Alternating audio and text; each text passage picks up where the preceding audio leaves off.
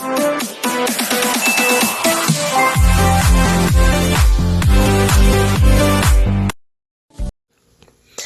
everyone! Dako kalipay nga nakabisita iglesia mi kuyog sa akong bana. Naghatag jud panahon para magpasalamat sa tanang grasyang nadawat. Amo ang suruyon ang pito ka simbahan nga karaan dinhi sa South. First time jud ni namo guys nga maabot mi aning lapita bahalag layo kay offer pasalamat man ni namo. Lain sad kayo no sa kitag daw to grasya unya di ta kibaw magpasalamat, diba? So ingon ani among pagpasalamat ang magbisita iglesia. Hamos kayo guys, init maong mag-check sa atong dagway if okay pa ba, napabatong kilay, nabatong lipstick gamay, diba? Joke lang. So, maong namang first bisita ang St. Augustine, din hinaymutan sa Alcantara, Cebu. To be honest guys, no nga, dili jud ako ma-explain ang makasulod silang simbahan nga kanagaling basta dili mo ma-explain jud ang imong gibatig, ma-feel gid mo ang presensya. So, ang among gibuhat ni July kay magrosaryo mi sa kada simbahan. Og diri ang among first girosaryuhan ang Alcantara Church offer pasalamat. Lord, salamat sa tanang grasya mong gihatag kanamo, magamay man og madako. May panglawas sa among trabaho, sa among pagpuyo, lahi pinagi sa among pamilya, nga wala jud nimo pasagdai. Salamat kayo sa tanan.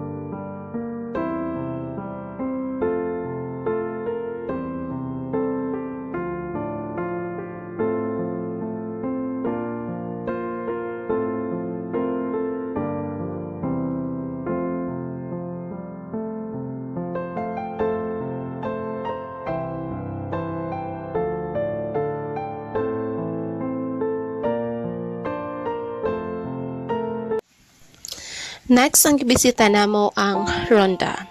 Patron diri ang Our Lady of Sorrow Parish Church.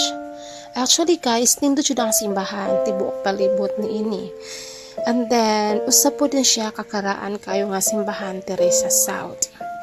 Maka-amaze ang feeling o same thing nag-rosary po mi diri amo ning gi-offer sa tanang mga kalag, okay, sa mga our loved ones who passed away. So amo ni painangod kanila guys, side nako, side ni July.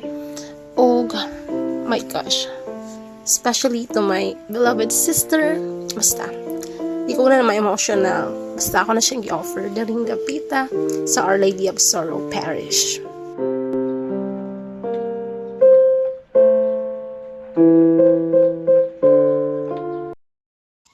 So manini guys, going to Dumanhog na po mi para sa among lunch. Og lingaw kami July when nagsakay. Tricycle naman siyang gipakyaw.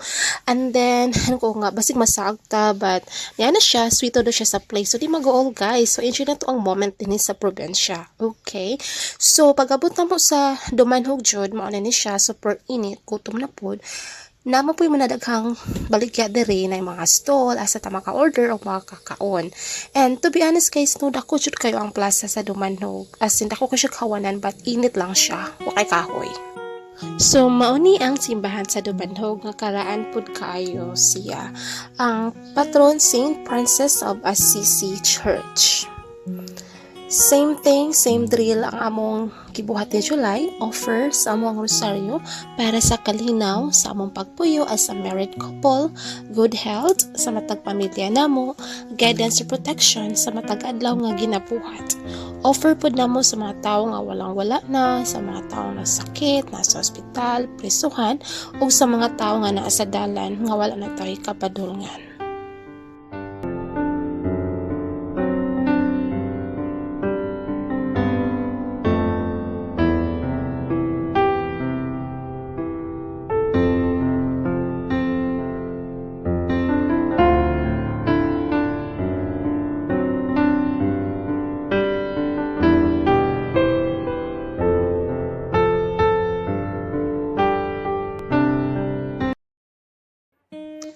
Next, ang among gibisita mao ang Santa Ana Church dinhi nahimutang sa Barilis, Cebu. Si Santa Ana guys mao ang inahan ni Virgin Mary. So offer ni namo para sa mga trabaho ni July, bata ginagmay basta kanunay o mga tabang pod sa among pamilya o sa mga plano namo sa kinabuhi. Thank you Santa Ana sa experience nga nabisita ka namo sa imuhang lugar. Hangtod sunod na mong bisita diri. Kuyog si July ug ako.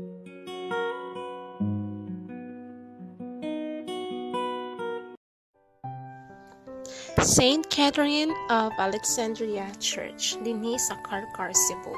Sige na mo jud ko agi-agi diring dapita guys, pero first time jud ko nakasulod o nakabisita dinhi. As in, napawaw ko sa kadako og kanindot sulod sa simbahan. To be honest guys no, diri jud ko super duper na emotional. Nga dagko jud kay kog luha, nakahila ko sa walay rason. Tanan diri ko gibuhagay ang akong mixed emotions nga wala namin nakaka-capture sa mga rosary kay naghilak naman ko daring dapita. Hangtod sa sunod namong gibisita ang San Fernando then Minglanilla Church.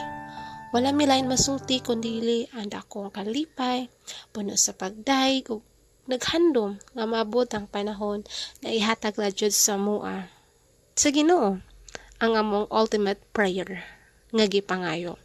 Dili pa man karon, pero nagtuo jud mi guys sa tamang panahon maabot ra jud ni siya.